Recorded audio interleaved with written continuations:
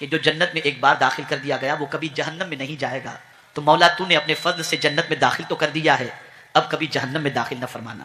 لیکن اب کی مرتبہ، پہلی مرتبہ سمجھ لیجئے کہ ریاض الجنہ میں جانے کے بعد ایک آیت مجھے یاد آئی، اور وہ آیت یہ تھی کہ اللہ کا ارشاد ہے وَلَكُمْ فِيهَا مَا تَشْتَهِي أَنفُسُكُمْ وَلَكُمْ فِيهَا مَا تَدَّعُونَ۔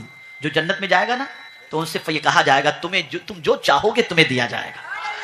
تو میں نے عرض کیا مولا تیرا فرمان حق ہے، تیرے محبوب نے اسے جنت کہہ دیا، اور جنت میں جو مانگیں گے وہ عطا فرمائے گا، یہ تیرا فرمان ہے، تو اب میں جنت میں مانگتا ہوں اور صرف تجھ سے یہی مانگتا ہوں اے اللہ تو راضی ہو جا اور تیرے حبیب راضی ہو۔ اور تو یقین مانے کہ جب اس آیت کی تفسیر میں نے دیکھی تو میری عقل دنگ رہ گئی کہ یا اللہ تیرا کتنا بڑا کرم ہے کہ جنت میں جو سب سے بڑی نعمت تو اپنے بندوں کو عطا فرمائے گا وہ یہی ہے کہ بندے سے تو فرمائے گا کہ میرے بندے آج میں تجھ سے راضی ہو گیا۔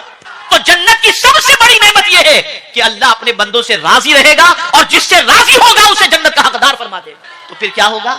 اب توجہ، پھر کیفیت یہ ہوگی کہ بندے سب اللہ کی بارگاہ میں اس کے جلوے کو دیکھ کر سب سجدے میں چلے جائیں گے، سب سجدے میں چلے جائیں گے۔ لیکن وہ لوگ جنہیں دنیا میں سجدے کے لیے آواز دی جا رہی ہوگی، کب؟ توجہ چاہوں گا، جب وہ تندرست تھے، صحت مند تھے، اور جب انہیں دنیا کے اندر سجدے کے لیے آواز دی گئی تھی اور وہ لوگ صحت مند ہوتے ہوئے سجدہ نہیں کیے تھے، وہ کل بروز قیامت بھی سجدہ نہیں کر سکے، اس کی طاقت نہیں رکھیں گے۔ وَهُمْ سَالِمُونَ قرآن کہتا ہے وَقَدْ قَامُوا يُدْعَوْنَ إِلَى السُّجُودِ، سجدے کے لیے جب بلایا گیا تھا، آواز دی گئی تھی، اور وہ تندرست تھے، صحت مند تھے، سالم تھے، صحیح اور سالم تھے، اور انہیں آواز دی گئی تھی اور وہ سجدے کے لیے نہیں آئے، وہ قیامت میں بھی سجدہ نہیں کر سکے۔ میں آپ سے پوچھنا چاہتا ہوں کیا یہ کوئی چھوٹا عمل ہے سجدہ کرنا؟ چھوٹا عمل؟ اگر یہ چھوٹا عمل ہوتا تو مصطفیٰ جان رحمت پیدا ہوتے ہی سجدہ نہ کرتے۔ یہ اتنا بڑا عمل ہے کہ حضور اس فرش گیتی پر تشریف لائے تو آتے ہی میرے آقا سجدے میں چلے گئے۔ ہم میلاد مناتے ہیں، جھنڈیاں لگاتے ہیں، روشنی کرتے ہیں، بہت اچھی چیز ہے، یہ ضرور کیجئے گا، میں یہ نہیں کہتا کہ اسے چھوڑ دو، لیکن قرآن کہتا ہے یا ایھا الذین آمنوا ادخلوا فی السلم کافہ، اے ایمان والو اسلام میں پورے پورے داخل ہو جاؤ۔ تو جہاں جھنڈیاں لگاتے ہو، کمکمے لگاتے ہو، جلوس نکالتے ہو، وہاں مصطفیٰ کی ولادت کی خوشی کے اندر سجدوں کی بھی کثرت کیا کرو، اسے بھی اپناؤ۔ سرکار نے ولادت کے وقت کی اپنی پسند بتا دی، اور قربان جائیے میں ولادت کے وقت کی پسند اور وصال کے وقت کی پسند دیکھتا ہوں تو عقل دنگ رہ جاتی ہے کہ سرکار ولادت کے وقت سجدے میں گئے، اور جب وصال کا وقت آیا تو آپ کے ہونٹ مبارک ہل رہے تھے، تو اس وقت بھی حضور نے 3 وصیتیں جو فرمائیں ان میں سے ایک وصیت نماز کی بھی تھی۔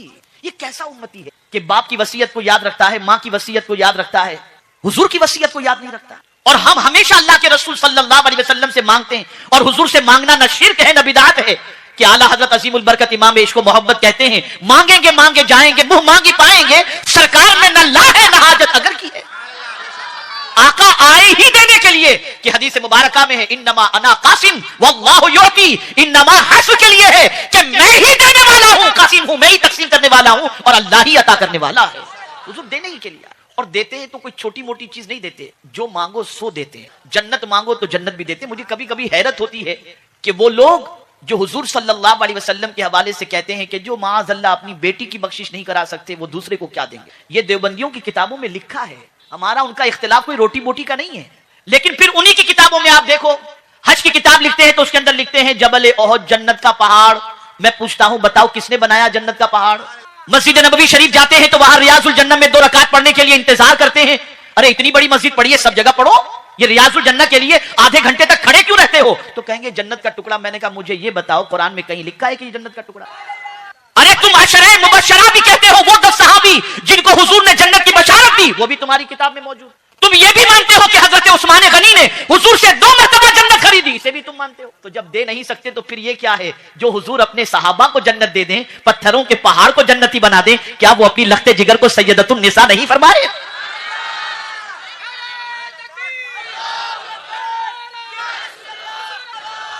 تو مانگو، سرکار دیتے ہیں اور دینے ہی کے لیے تشریف لائے۔ اور یاد رکھو آقا کریم صلی اللہ علیہ وسلم اتنا دیتے ہیں کہ بہت سارے حضور کے در کے بھکاری بھیک لے کر دینے والے بن گئے، دینے والے بن۔ لیکن میں یہاں پر عرض کروں کیا دیا تھا حضرت ربیہ کو حضور نے؟ جنت ہی تو مانگی تھی، جنت میں ساتھ مانگا تھا، سرکار نے جنت بھی دی، جنت میں ساتھ بھی دیا۔ سوال پورا فرمایا، لیکن پھر حضور نے ان سے بھی مطالبہ کیا. یہ تو سرکار نے فرمایا, جیسے ہی فرمایا سلنی یا ربیہ مجھ سے مانگو, انہوں نے کہا موافقتک فی الجنہ, سرکار جنت میں آپ کا ساتھ مانگتا ہوں. سرکار نے دے دیا. لیکن پھر جو حضور نے فرمایا اسے بھی سنو. سرکار نے فرمایا ربیہ یہ تو ہم نے تمہیں, لیکن کثرت سجود سے میری مدد کرو. میرے پیارے آقا صلی اللہ تعالی علیہ وسلم کے پیارے دیوانوں, مفہوم کیا ہے, مراد کیا ہے؟ اے ربیہ میں نے تو نے جو مانگا تھا تجھے دے دیا, اب تو سجدے کثرت سے کرنا تاکہ دنیا کو پتا چلے کہ جسے میں نے دیا تھا وہ اس لائق ہے کہ اپنی زندگی مولا کے قرب میں گزار رہا ہے. سجدہ کیا ہے؟ کیا ہے سجدہ؟ کوئی معمولی عمل ہے, کوئی چھوٹا عمل ہے؟ قرآن اٹھا کر کے یہ مسلمانوں کی غلطی کہاں ہوئی؟ یہ سیٹ اس کے پاس چلے گئے, چلو اتنا مل جائے گا, اس کے پاس چلے گئے اتنا مل جائے گا, اس کے پاس چلے گئے اتنا مل جائے گا, اس سے ڈیلنگ کیا اتنا مل جائے گا. سب کے قریب نہیں, یہ سیٹ آدمی ہے, اس سے قریب رہو, کام نکلے گا, پتہ نہیں کب کام آ جائے. پھر اس کے پاس حلال ہو یا حرام اس سے مطلب نہیں, مال ہے بس, الا ماشاءاللہ. اس کے قریب, اس کے قریب, اس کے قریب, اس کے قریب, سب کے قریب ہونے کا بندہ سوچتا ہے. لیکن میں اجمیر مقدس سے قریب ایک دیہات میں گیا پروگرام کے اندر, ایک بزرگ کا آستانہ تھا, لوگوں نے مدعو کیا, حاضر ہو گیا. تو پورے گاؤں کے اندر ایک بھی بیت الخلا نہیں, ایسا گاؤں, اور جا کر کے کہیں مطلب دور دراز اندھیرے میں جا کر کے استنجا پانی کرنے کا معاملہ تھا. تو پہنچا, بس ایک خیال آیا اچانک ذہن میں, ایک بات آئی کہ یار ہم لوگ دارالعلوم چلاتے ہیں, اسکول چلاتے ہیں, ابھی یہ سیٹ کے پاس جانا پڑتا ہے, ان کی برین واشنگ کرنی پڑتی ہے, ان کو فضیلت بتانی پڑتی ہے. اب کیا ہوتا ہے, ایک دارالعلوم میں کتنے بچے پڑھتے ہیں, 50 بچے, 60 بچے, 100 بچے, لیکن ایک سال کے ان کے خرچے کے لیے, ان کو کھلانے کے لیے, پلانے کے لیے, اساتذہ کو تنخواہ دینے کے لیے, مینٹیننس کے لیے ہمیں جانا پڑتا ہے, ان کی برین واشنگ کرنی پڑتی ہے, سب کچھ کرنا پڑتا ہے. میں نے سوچا کہ یار 800 سال ہو گئے غریب نواز علیہ رحمت و رضوان کے وصال کو, کم و بیش 800 سال سے زیادہ. غریب نواز رحمت اللہ تعالی علیہ کے یہاں لنگر تو پہلے بھی چلتا تھا. میں ذرا دیکھوں تو صحیح, غور تو کروں کہ غریب نواز کس بادشاہ کے دروازے پر, کس سیٹ سے غریب نواز نے چندہ مانگا, ذرا غور تو کروں. مجھے کہیں نہیں ملا کہ غریب نواز نے کسی سے چندہ مانگا, بلکہ میں یہ دیکھتا ہوں کہ اکبر بادشاہ بھی بھیک مانگنے ان کے در پہ آتا ہے. تو میں یہ سوچا کہ یا اللہ ماجرا کیا ہے, لنگر تو کل بھی چلتا تھا اور 800 سال ہو گئے آج بھی چل رہا ہے. تو معاملہ بس اتنا تھا, ہم انسانوں سے قریب ہونے کی کوشش کرتے ہیں, وہ خالق سے قریب ہونے کی. انہوں نے زندگی اس سے قریب, اور قریب کیسے, ایک ہی عمل, اور وہ سجدہ تھا. سجدہ اس لیے کہ قرآن میں اللہ نے فرمایا سجدہ کرو مجھ سے قریب ہو جاؤ, اور جو خدا سے قریب ہو جائے اس کو کسی چیز کی کمی نہیں رہتی. اسی لیے حضور نے حضرت ابو ہریرہ سے فرمایا رضی اللہ تعالی عنہ, یا ابا ہریرہ مر اہلک بالصلاۃ, اے ابو ہریرہ اپنے اہل کو نماز کا حکم دو, ایسی جگہ سے روزی ملے گی کہ انسان کا گمان بھی نہیں پہنچ. مجھے بتائیے کہ نہ باپ بیٹے کو نماز کا حکم دے رہا ہے, چھوڑ رہا ہے نماز. اب یہاں تھوڑی سی وضاحت کرتا ہوا چلیں, آقا کا ایک ارشاد سنا دوں, الصلاۃ عماد الدین, نماز دین کا ستون ہے. فمن اقامہا, جس نے اسے قائم کیا اس نے دین کو قائم کیا, اور جس نے اسے ضائع کیا اس نے دین کو ضائع کیا, دین کو ڈھا دیا. ایک سوال میں آپ سے پوچھتا ہوں, آپ کا قیمتی موبائل آپ کے سامنے پڑا ہے, آپ کا بیٹا اٹھا کر کے توڑ رہا ہے, آپ برداشت کرو؟ آپ کا بچہ کھیل رہا ہے بال کے ساتھ, فرنیچر موجود ہے, کانچ ٹوٹ جائے گا, آپ اسے برداشت کرو گے؟ آپ اپنے گھر کی چیز, اپنی قیمتی چیز ٹوٹ جائے, بچہ توڑ دے, یہ گوارا نہیں کر سکتے. اور آج آپ کی اور ہماری اولاد روزانہ دین ڈھا رہی ہے اور ہم برداشت کر رہے ہیں. ہمیں اس کی فکر نہیں کہ کیا کر رہا ہے بچہ, نہیں پڑھتا, نماز نہیں پڑھتا, لیکن یہ نماز نہیں پڑھ رہا ہے, یہ عمل نہیں ہے, وہ روزانہ دین کو ڈھا رہا ہے, یہ دین ڈھا رہا ہے آپ کے بچے سے. اور جو نماز چھوڑتا ہے اس کی ذات سے دین مسمار ہو رہا ہے. دین کے سلسلے میں کوئی گالی دے تو آپ آستین چڑھاتے ہو, اور حضور نے فرما دیا جس نے نماز چھوڑ دی اس نے دین کو ڈھا دیا. تو نماز چھوڑنے والا روز دین ڈھا رہا ہے, روز دین مسمار کر رہا ہے, اور اس کی کسی کو فکر نہیں, کسی کو خیال نہیں. وہ طلب جو نماز کی ہونی چاہیے, وہ فکر جو سجدے کی ہونی چاہیے, وہ جذبہ جو سجدے کا ہونا چاہیے, اب مسلمانوں میں خال خال نظر آتا ہے. اب تو آپ دیکھیں نا کہ سجدہ بھی بس وہ ایسے سر رکھے اٹھا لیے, بس کہ کہیں ایسا نہ ہو کہ روح نکل جائے, وہ سکون. اسی لیے ڈاکٹر اقبال بھی معمولی شاعر نہیں, سجدے ہی کو انہوں نے کوٹ کیا, وہ سجدہ جس سے روح زمین کانپ جاتی, آج اسی کو ترستے ہیں ممبر و محراب. ممبر و محراب پر کچھ تبصرہ نہیں کرتا, اس پر تبصرہ نہیں کرتا, لیکن وہ سجدہ جس سے زمین کانپ جاتی تھی. اللہ اللہ, مومن کا سجدہ, جہاں مومن سجدہ کر دے وہ زمین مومن کی ہو جایا کرتی, اس لیے کہ وہ قرب خدا کی دولت سے مالا مال ہو جاتا. آئیے میں آپ کو بتاؤں, قرآن مقدس میں اللہ نے فرمایا ان الارض یرثھا عبادی الصالحون, بے شک ہم نے اس کو زمین کا وارث کیا جو نیک عمل کرتا ہے, اور نیک عمل کے اندر سب سے بڑا عمل یہ ہے بندہ سجدہ کرے.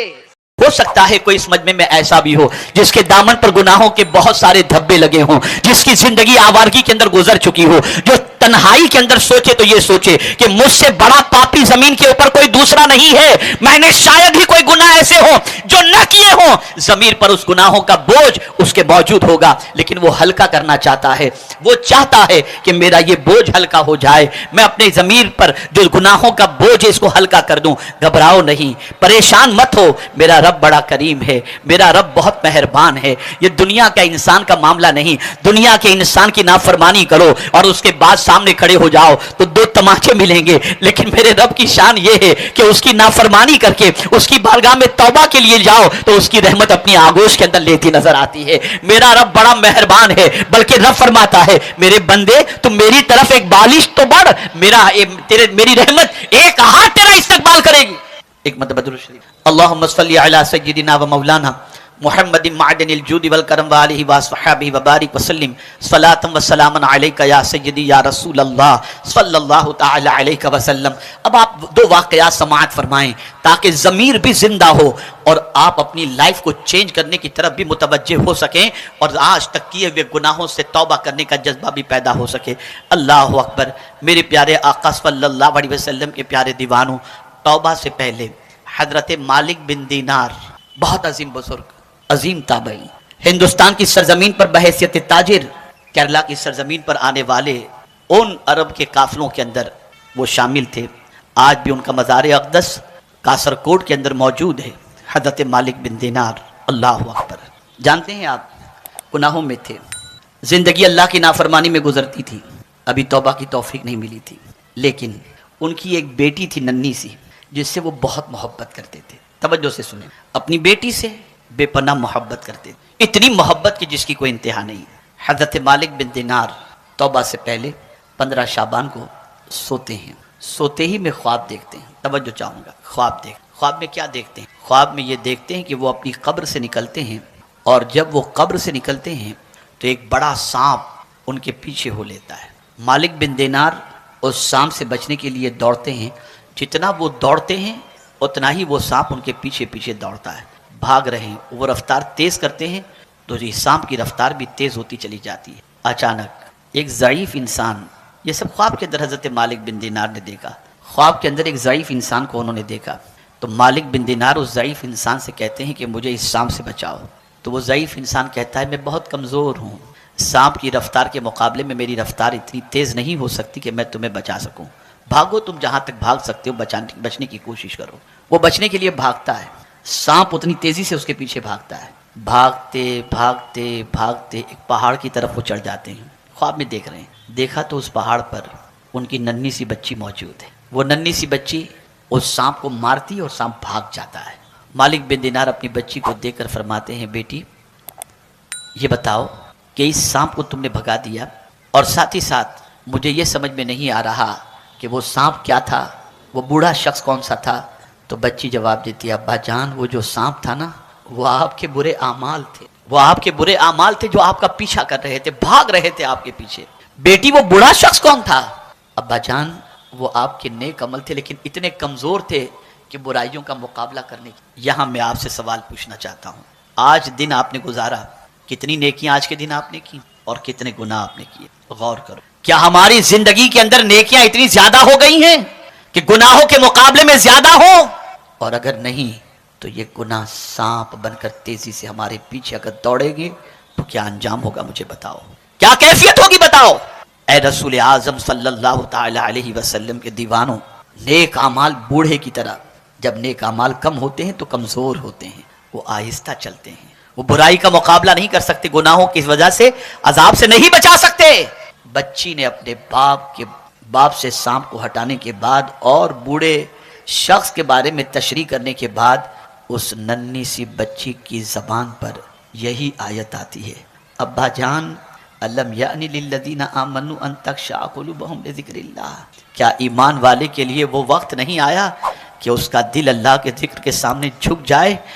मालिक बिन दीनार कहते हैं बेटी ये तो बताओ क्या तुम मरने के बाद भी तुम कुरान मुक़द्दस की तिलावत करती हो? अल्लाह अकबर। बच्ची ने जवाब दिया हाँ अब्बा जान, कुरान से हमारा रिश्ता बड़ा मजबूत है और अब्बा ये आयत करीमा आपको पैगाम दे रही है कि तौबा कर लें उन गुनाहों से जो आज तक आप करते थे। अल्लाह अकबर। उन्होंने सच्चे दिल से तौबा की, आँख खुली आंखों में आंसू थे और उसके बाद की जिंदगी इतनी पाकीज़ा जिंदगी गुजरी कि न जाने कितने इंसान उनसे करीब हुए और उनका रिश्ता उन्होंने खुदा से जोड़ दिया। कहने का मकसद यह है कि ईमान वाला अगर तय कर ले, हाँ मेरे लिए वक्त आ चुका है, मैं गुनाह से रिश्ता तोड़ दूं, मैं अल्लाह की नाफरमानी से रिश्ता तोड़ दूं और अल्लाह अज़्ज़ व जल्ल के आदाब से बचने के लिए मैं अल्लाह की तरफ बढ़ूं और अल्लाह के फरमान को अपने सीने में जगा दूं। मेरे प्यारे आका सल्लल्लाहु अलैहि वसल्लम के प्यारे दीवारों, जब कोई इंसान पाप से रिश्ता तोड़ देता है, गुनाह से रिश्ता तोड़ देता है और सच्ची तौबा कर लेता है, तो मेरा मौला उस बंदे को इतनी इज्जत अता करता है कि दुनिया उससे मोहब्बत करे या ना करे, मौला फरमाते मैं उससे मोहब्बत